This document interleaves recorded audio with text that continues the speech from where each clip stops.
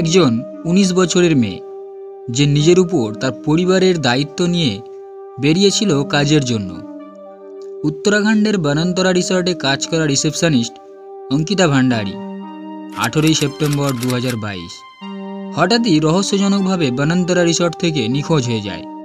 এই কেসটা এতটাই হাই প্রোফাইল ছিল যে উত্তরাখণ্ডের মুখ্যমন্ত্রীও বিচলিত হয়ে পড়ে যে তার কী করা উচিত। মেয়েটিকে যখন উদ্ধার করা হয় তখন পুরো উত্তরাখণ্ড উত্তাল হয়ে পড়েছিল। সবাই এক ডাকেই অপরাধীদের ফাঁসির দাবি তুলছিল।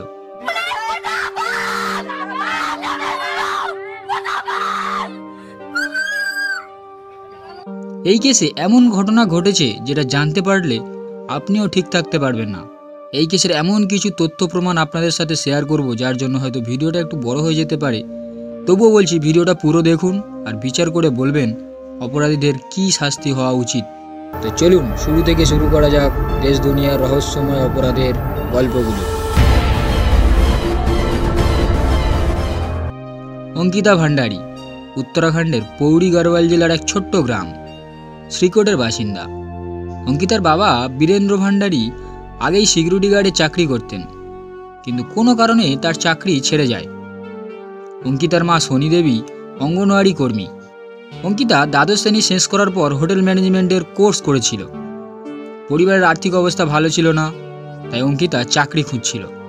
সেই সময় উত্তরাখণ্ডের পৌড়ি গড়ওয়াল জম্মুকেশ্বর ব্লকে বনান্তরা নামে একটি রিসর্টে রিসেপশনিস্টের পদ খালি ছিল। সেই রিসর্টটি চালাতেন বিজেপি এবং প্রাক্তন রাজ্যমন্ত্রী বিনোদ আর্যের ছেলে পুলকিত আর্য।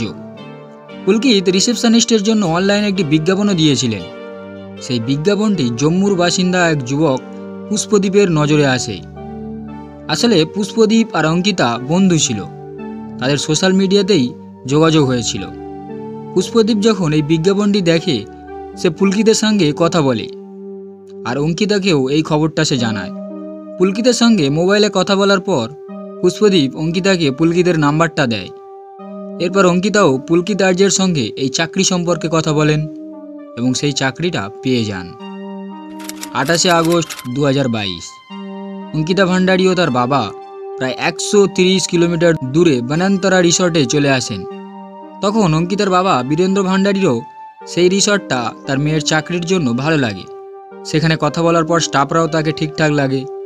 সেই পরিবেশ দেখে সন্তুষ্ট হয়ে বীরেন্দ্র ভান্ডারী তার মেয়ে অঙ্কিতাকে সেই রিসর্টে রেখে নিজের গ্রাম শ্রীকোটে ফিরে যান।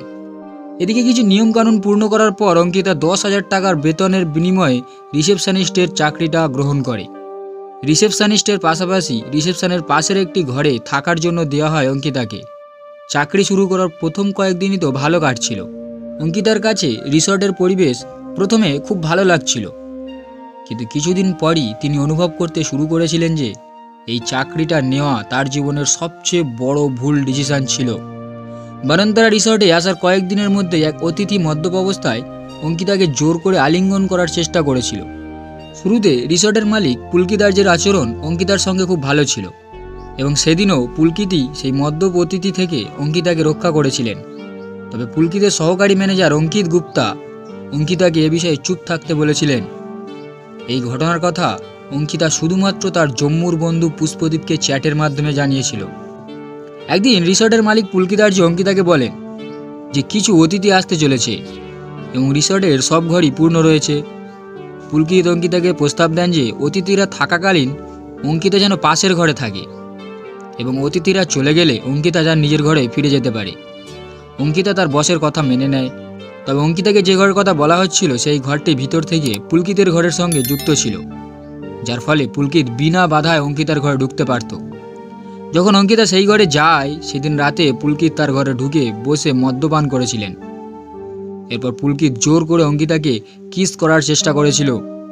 পুলকিতের এই অশালীন আচরণে অঙ্কিতা ভয় পেয়ে যায় এবং তার বিরোধিতাও করে।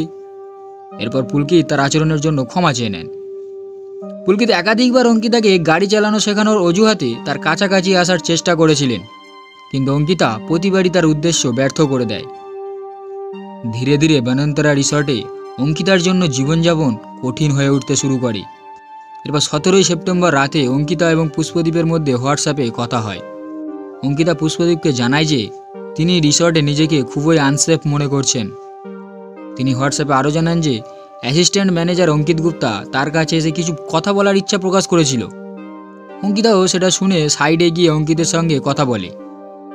এরপর অঙ্কিত গুপ্তা অঙ্কিতাকে জানান যে সোমবার অর্থাৎ 19শে সেপ্টেম্বর একজন ভিআইপি অতিথি আসতে চলেছেন এবং তাকে একটু এক্সট্রা সার্ভিস দিতে হবে, যার জন্য গেস্ট 10,000 টাকা দিতে প্রস্তুত। একথা শুনে অঙ্কিতা বলেন, এতে আমি কি করতে পারি? অঙ্কিত গুপ্ত তাকে বলেন, তুমি তো বলেছিলে যে তুমি স্পা করতে চাও। অঙ্কিতের এই কথা শুনে অঙ্কিতা রেগে যান এবং তার উপরে চড়াও হন। অঙ্কিত গুপ্ত বলেন, এই ধরনের গেঁয়ো কাজ করো না, অতিথিরা দেখছে। অঙ্কিতা বলেন, আমি শুধু বলেছিলাম রিসর্টে স্পা ইত্যাদি খোলা হোক, কিন্তু এর সঙ্গে আমার কি সম্পর্ক? অঙ্কিতা বলেন, আমি গরিব হতে পারি, কিন্তু আমি 10,000 টাকার বিনিময়ে তোমার রিসর্টের জন্য নিজেকে বিক্রি করতে পারবো না। অঙ্কিতার এই উত্তর শুনে অঙ্কিত গুপ্তা কথাটা ঘুরিয়ে দেয় আর বলে যে তিনি অঙ্কিতাকে এমন কিছু করতে বলছেন না, বরং অন্য কোনো মেয়ে খোঁজার জন্য বলছেন যিনি এই কাজ করতে ইচ্ছুক। অঙ্কিতা বুঝতে পারেন যে এই প্রস্তাব আসলে তার জন্যই ছিল এবং অঙ্কিত ইচ্ছাকৃত তাকে 10,000 টাকার প্রস্তাব দেন যাতে তিনি এই এক্সট্রা সার্ভিস দেওয়ার জন্য রাজি হয়ে যান। অঙ্কিতা পুষ্পদীপকে আরও জানান যে যদি তারা আমাকে আর একবার এমন কিছু করতে বলে তাহলে আমি আর এই চাকরি করব না। অঙ্কিতা রিসর্ট সম্পর্কে তার বন্ধুকে বলেন, এই রিসর্টটা খুবই নোংরা জায়গা। আপনারাও বুঝতে পারছেন এই এক্সট্রা সার্ভিস বলতে আসলে কি বোঝানো হচ্ছে। একজন 19 বছরের মেয়ে যে নিজের উপর তার পরিবারের এত বড় দায়িত্ব বহন করছে, তাকে অসহায় ভেবে যে ধরনের কাজ করার জন্য চাপ দেওয়া হচ্ছিল তা খুবই লজ্জাজনক বিষয় ছিল। এরপর 18 তারিখ বিকেল 4টে নাগাদ রিসর্ট মালিক পুলকিত আর্যের সঙ্গে অঙ্কিতার তীব্র ঝগড়া হয়। সেদিন রিসর্টের অনেক কর্মী অঙ্কিতাকে কাঁদতে দেখেছিল এবং ফোনে কাউকে সাহায্যের জন্য বলছিল। हेलो मैम, मैम मैम बोल रहा हूँ, क्या हो गया? प्लीज मेरा बैग ऊपर ले जा दो दुकानदार। चल चलो गाड़ी घुमा, चल नीचे चल नीचे चल। आ रहे हैं मैम, हम आ रहे हैं 2 मिनट बस। বনান্তরা রিসর্টের এক কর্মী জানিয়েছিলেন, যখন অঙ্কিতা ম্যাম কাঁদছিলেন তখন অঙ্কিত গুপ্তা তার সামনেই নাচছিল, অর্থাৎ সে অঙ্কিতাকে ভেঙাচ্ছিল। 18ই সেপ্টেম্বর 2022 সন্ধ্যা 6টার দিকে অঙ্কিতার বন্ধু পুষ্পদীপ যখন তাকে ফোন করেন তখন অঙ্কিতা তাকে কাঁদতে কাঁদতে জানান যে অঙ্কিত গুপ্ত তার মুখ চেপে ধরেছিল এবং তার হাতও মুচড়ে দিয়েছিল। অঙ্কিতা জানিয়েছে যে এরপর রিসর্টের মালিক পুলকিত আর্য পুলিশকে ফোন করেছিল এবং সে আমার সম্পর্কে পুলিশকে বলেছিল যে এখানে একটি অশ্লীল মেয়ে আছে, তাকে ধরে এখান থেকে নিয়ে যাও। অঙ্কিতার এই কথা শুনে পুষ্পদীপও ভয় পেয়ে যায়। সে অঙ্কিতাকে জিজ্ঞাসা করে, শেষ পর্যন্ত তারা তোমার সাথে এমনটা করছে কেন? তখন অঙ্কিতা পুলকিত, অঙ্কিত ও সৌরভের আশেপাশে উপস্থিত থাকার কারণে পুষ্পদীপকে বলেছিল যে সে পুরো বিষয়টা পরে জানাবে। কথা শেষ হওয়ার আগে অঙ্কিতা ফোনটা কেটে দেয় এবং প্রায় 2 ঘন্টা পর রাত 8:30টার দিকে আবারও পুষ্পদীপকে ফোন করে। পুষ্পদীপ ফোনের ওপার থেকে গাড়ির আওয়াজ শুনতে পাচ্ছিলেন। তিনি জিজ্ঞাসা করেন, তুমি এখন কোথায়? অঙ্কিতা জানান, পুলকিত স্যার বলেছেন বাইরে ঘুরতে চলো। পুষ্পদীপ আবারও জিজ্ঞাসা করেন, এখন পুরো ঘটনাটি বলো, কি হয়েছিল?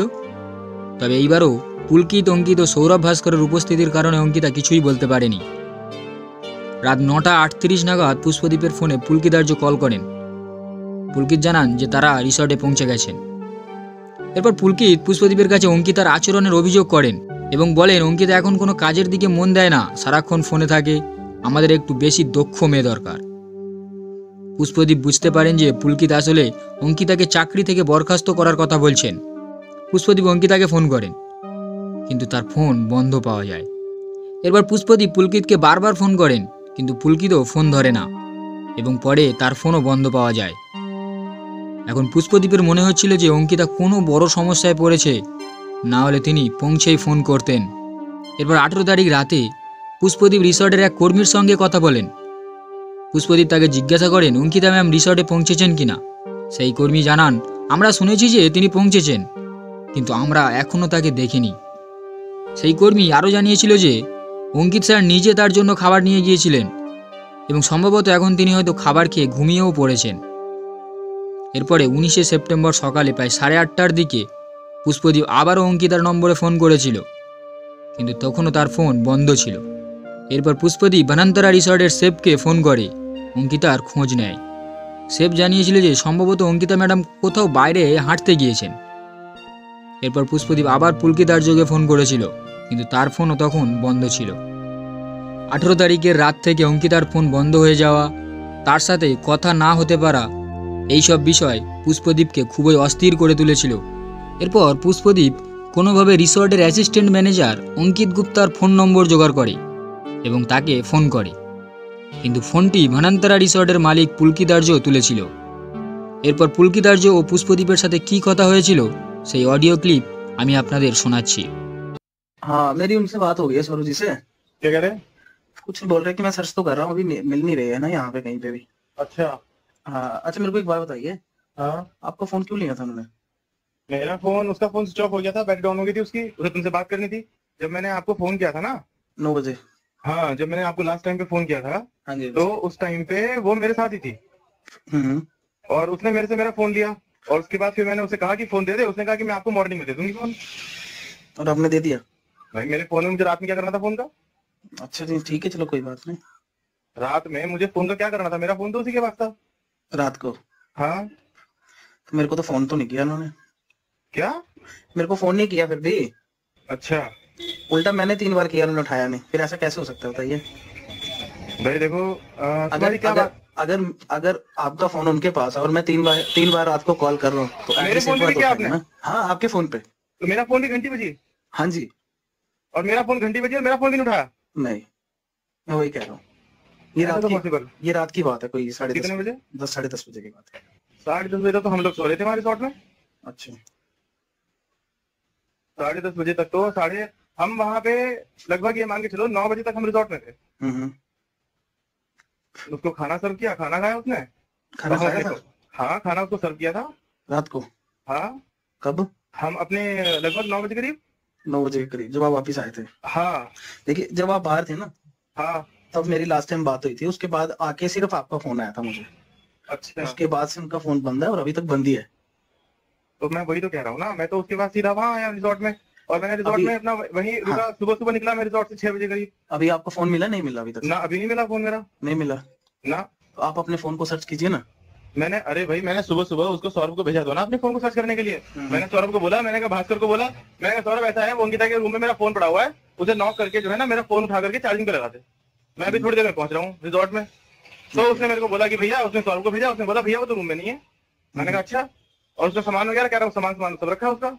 अच्छा, सीसीटीवी तो होंगे ना? प्रॉपर्टी है, हाँ, चेक करता हूँ मैं सीसीटीवी क्या है, क्या चल रहे हैं, क्या है, क्या स्थिति है। नहीं चलते तो होंगे, ऐसा थोड़ी ना कि नहीं चलते। सीसीटीवी ऐसा चलते है, होंगे। देखो पुष्प, हाँ जी, हाँ जी, बोलिए। मेरे साथ ना, मैं आपसे ज्यादा जिम्मेदार व्यक्ति हूँ, समझ रहे हैं आप? नहीं, मुझे पता है ठीक आपके है। ज्यादा जिम्मेदारी है। और मुझे ना मतलब क्या बोलते हैं, ये सब सिनेरियो ना मुझे कचोट रहा है, मतलब मुझे समझ में बात नहीं आ रही कि क्या आपके साथ तो नहीं है वो। मुझे सच सच बात ये बताइए। सर, ऐसा होता तो मुझे आपको कॉल करने की क्या जरूरत थी, बताइए। कल वो क्या बोलते हैं, कल शाम को भी वो यूं बोल रही थी कि मैं जा रही हूँ यहाँ से। हाँ, वो तो मेरे को बोला था उन्होंने कि मैं थोड़ा ऐसे परेशान हूँ। मेरे को बोला उसने कि मैं जा रही हूँ यहाँ से। मैंने कहा तू कहाँ जाएगी? कह रही मेरे को कुछ पता नहीं है मैं कहाँ जाऊंगी, लेकिन मैं कहीं भी जाके जाऊँ। मैंने कहा क्या दिक्कत आ रही है बता मेरे को। बस कुछ माइंड अपसेट था, इसीलिए मैंने आपको इन्फॉर्म किया था रात को। मैंने कहा यार देखो, ये हम यहाँ व्यापार करने के लिए बैठे हैं, बिजनेस करने के लिए बैठे हैं, ना तो वो मेरी कोई रिलेटिव है, ना मेरा उसके साथ में कोई आगे भविष्य में कोई फ्यूचर है। ठीक है, मैं उसको अपॉइंट किया इसलिए कि ताकि वो यहाँ पर 2 अच्छे काम कर सके। तो वो काम तो खैर क्या ही कर रही है, ऊपर से मेरे को डिस्ट्रक्शन बहुत ज्यादा दे रही है, क्या डिस्टर्बेंस बहुत ज्यादा है। क्या डिस्टर्बेंस मतलब? अरे डिस्टर्बेंस मतलब जितनी उससे हमारी अपेक्षाएं हैं कि वो जिस तरीके से वो काम कर लेती है, वो उतना कुछ भी नहीं। 24 घंटे उसका मन खराब रहता है, 24 घंटे उसका मूड खराब रहता है। आधे टाइम वो आपसे बात करती है, आधे टाइम वो क्या बोलते हैं स्टाफ के, कभी किसी से बात करती है, कभी किसी से बात करिए, पूरे स्टाफ को लेकर के इधर उधर बैठती रहती है। 2-3 बार तो मैंने आपको बात बोली मैंने आपको। तो भाई हमारा तो क्या बोलते हैं, हम तो ये है कि उसको लेकर के बहुत ज्यादा मतलब ये, इसीलिए मैंने कल आपको फोन किया कि भाई आप अपनी कुछ प्लानिंग करो, इन्हें बोलो कि अपना ये कहीं पर शिफ्ट हो, कहीं पर अच्छी जगह यहाँ से प्लानिंग करो। क्योंकि वो कल ये बात उनके सामने बोली थी आपने? नहीं, ये बात उनके सामने बोली थी नहीं बोली थी ये नहीं मेरे को पता, वो रूम में थी, मैं बाहर था। ओके, ठीक है। जिस टाइम पे उनका मिलना बहुत जरूरी है, आपको पता है ना, सीरियस भाई। हाँ, तुमसे ज्यादा इस बात की मेरे को चिंता है क्योंकि वो यहाँ घर वाले छोड़ के गए हैं आपके पास। हाँ, मेरे यहाँ से उसकी मिसिंग हुई है, कहाँ गई है क्या नहीं गई है, वो मेरी ज्यादा जिम्मेदारी बनती है। तो आप मुझे भी मेरा काम करने दो, अभी देखता हूँ मैं कहीं ना कहीं से क्या है, कुछ ना कुछ निकालेंगे उससे। हाँ, देखिए अभी तो चलो ठीक है, मगर शाम तक ये बहुत बड़ा मैटर बन जाएगा। যে অডিও রেকর্ডিংটা আপনারা শুনলেন সেটা অঙ্কিতার বন্ধু পুষ্পদীপ ও রিসর্ট মালিক পুলকিদার্য এবং অঙ্কিত গুপ্তার কথোপকথনের ছোট্ট একটি অংশ, যেটা পুষ্পদীপ রেকর্ড করে নিয়েছিল। পুষ্পদীপ রিসর্টের ম্যানেজার সৌরভ ভাস্করের সাথেও কথা বলেছিল। তিনজনই তাকে একই গল্প বলেছিল, কিন্তু সেই গল্পের মধ্যে অনেক জায়গায় ফাঁক দেখা যাচ্ছিল। তাদের কথায় তারা অঙ্কিতা ভান্ডারীকে নিয়ে বিকেল 6টা থেকে 6:30টার মধ্যে রিসর্ট থেকে ঋষিকেশের দিকে রওনা হয়েছিল এবং প্রায় রাত 9টার দিকে তারা অঙ্কিতার সাথে রিসর্টে ফিরে এসেছিল। এরপর রাত 9টার সময় অঙ্কিত গুপ্তা অঙ্কিতা ভান্ডারীর ঘরে তার খাবার পৌঁছে দেয়।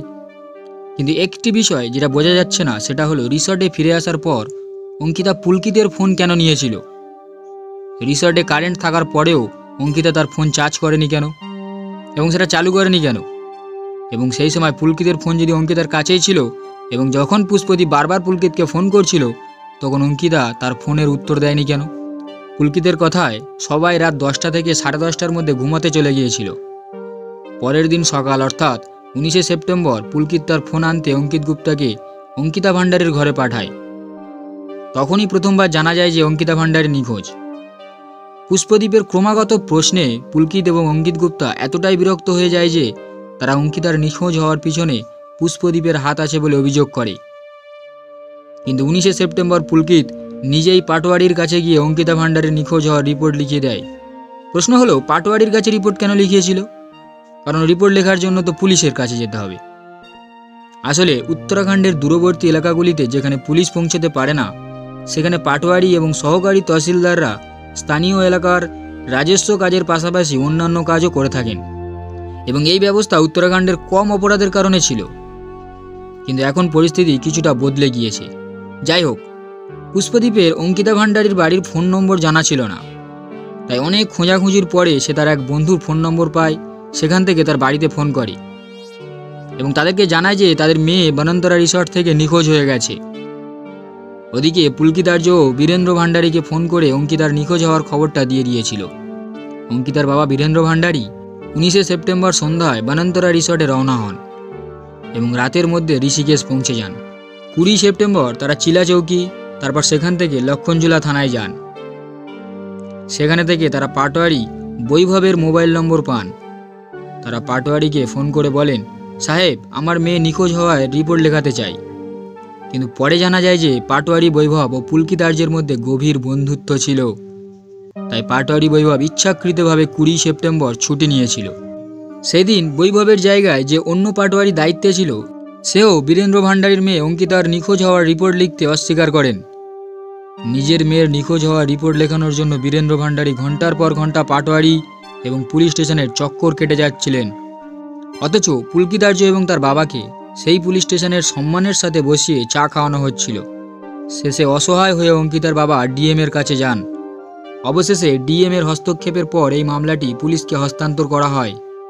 এরপর 21শে সেপ্টেম্বর এই মামলার প্রথমবার এফআইআর করা হয়।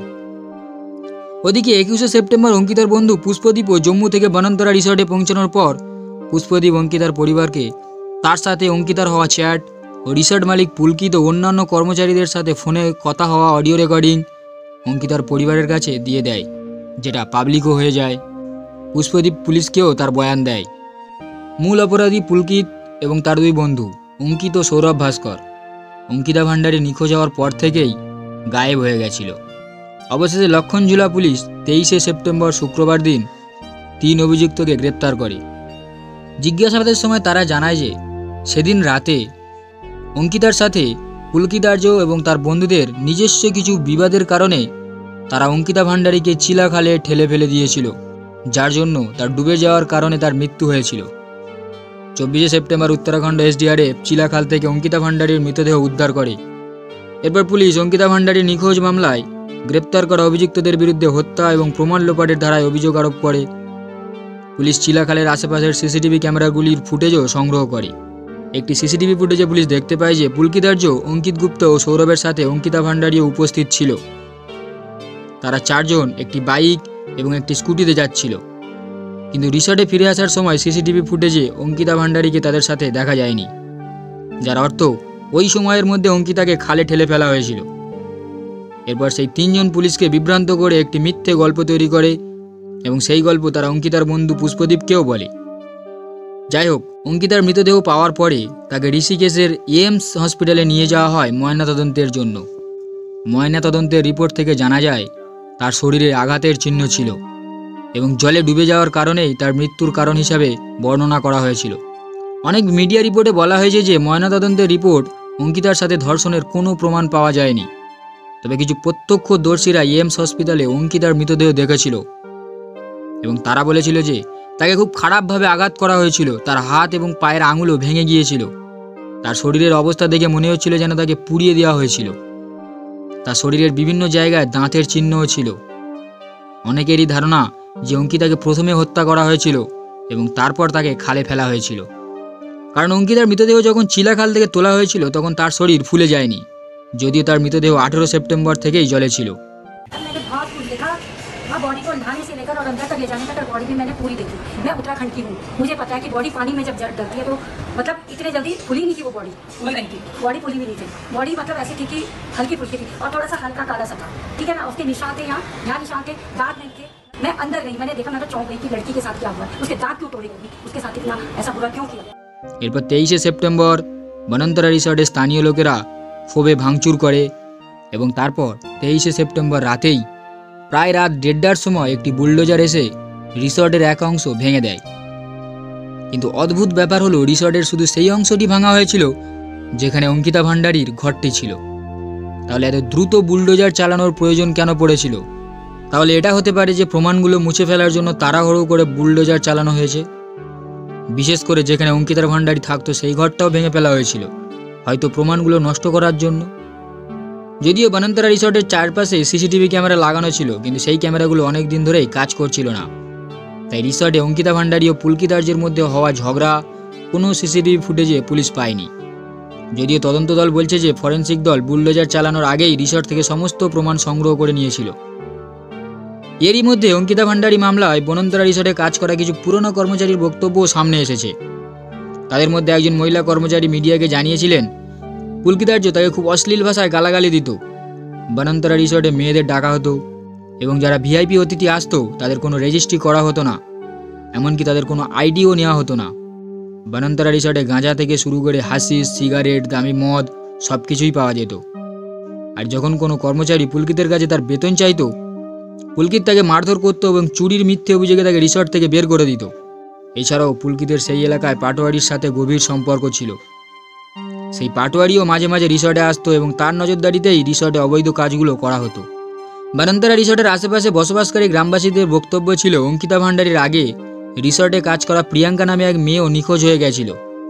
যাই হোক, 25শে সেপ্টেম্বর 2022-এ অঙ্কিতা ভান্ডারীর শেষকৃত্য সম্পন্ন হয়। আসলে পুলকিতার্য বনন্তরা রিসর্টে অবৈধ কাজ এবং দেহ ব্যবসার মতো অপরাধ চালাতো এবং সে অঙ্কিতা ভান্ডারীকেও এতে জড়িয়ে ফেলতে চেয়েছিল, কিন্তু অঙ্কিতা স্পষ্টভাবে এ ধরনের কাজ করতে অস্বীকার করেছিল। আর বনন্তরা রিসর্টে চলমান এই জঘন্য কাজ থেকে অঙ্কিতা ভান্ডারী বিরক্ত হয়ে 18ই সেপ্টেম্বর 2022-এ রিসর্ট ছেড়ে চলে যাওয়ার সিদ্ধান্ত নিয়েছিল। এতে পুলকিতার্য ভয় পেয়ে গেছিল যে অঙ্কিতা ভবিষ্যতে তার জন্য বড় বিপদ হয়ে দাঁড়াতে পারে এবং তার রিসর্ট ও পরিবারের রাজনৈতিক ক্যারিয়ার ধ্বংস করতে পারে।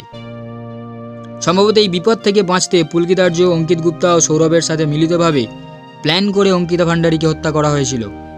এটা পরিকল্পিত হত্যা ছিল, কারণ পুলকিত পুলিশকে বলেছিল যে যখন খালের পাশে অঙ্কিতার সাথে তার ঝগড়া হয় তখন অঙ্কিতা তার মোবাইল ছিনিয়ে নিয়ে খালে ফেলে দেয়। এরপর সে অঙ্কিতাকে ধাক্কা দিয়ে খালে ফেলে দেয়। কিন্তু পুলকিতের মোবাইলের কল ডিটেলস, লোকেশান এবং পুষ্পদ্বীপের সাথে তার কথা বলার কল রেকর্ডিং থেকে এটা স্পষ্ট হয়ে যায় যে পুলকিত পুলিশকে মিথ্যে কথা বলেছিল, কারণ তার মোবাইল খালে ফেলা হয়নি, বরং মোবাইলটি অঙ্কিতার মৃত্যুর পরও ব্যবহার করা হয়েছিল। পরে পুলিশ চিলাখাল থেকে একটি মোবাইল ফোন উদ্ধার করে, তবে সেটা অঙ্কিতার ফোন ছিল। এরপর এসআইটি দল অভিযুক্তদের ঘটনাস্থলে নিয়ে গিয়ে ক্রাইম সিনটাকে পুনরায় তৈরি করে। অঙ্কিতার পরিবারের দাবি হলো দোষীদের দ্রুত ফাঁসি দেওয়া হোক।